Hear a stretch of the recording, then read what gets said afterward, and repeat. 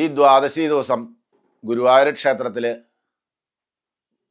വളരെ വിശിഷ്ടമായിട്ടുള്ളൊരു പരിപാടിയുണ്ട്.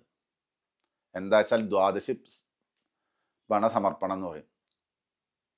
കൂത്തമ്പലത്തിലാണ് ഈ ദ്വാദശി പണം സമർപ്പണം നടക്കുന്ന സ്ഥലം. ആ കൂത്തമ്പലം എന്ന് പറഞ്ഞത് വളരെ വിശിഷ്ടമായിട്ടുള്ള സ്ഥലമാണ്. ഭഗവാൻ പ്രത്യക്ഷപ്പെട്ട സ്ഥലമാണ്. മാനവേദന ഭഗവാൻ നേരിട്ട് ദർശനം കൊടുത്ത സ്ഥലമാണ്. അവിടുന്നാണ് അദ്ദേഹം ഭഗവാനെ പിടിക്കാൻ നോക്കും. ആ സമയത്ത് ഭഗവാന്റെ പീലി കയ്യിൽ കിട്ടും. ആ പീലിയാണ് ഇന്നും കൃഷ്ണാട്ടത്തിന് ഉപയോഗിക്കുന്നതെന്നാണ് വിശ്വാസം. അപ്പം അത്രയും പ്രാധാന്യമുള്ള ഭഗവാൻ പൂർണ്ണമായിട്ട് പ്രത്യക്ഷപ്പെട്ട സ്ഥലമാണ് ഈ കൂത്തമ്പലം. അവിടെയാണ് നമ്മൾ ഈ ദ്വാദശി സമർപ്പണം നടക്കുന്നത്.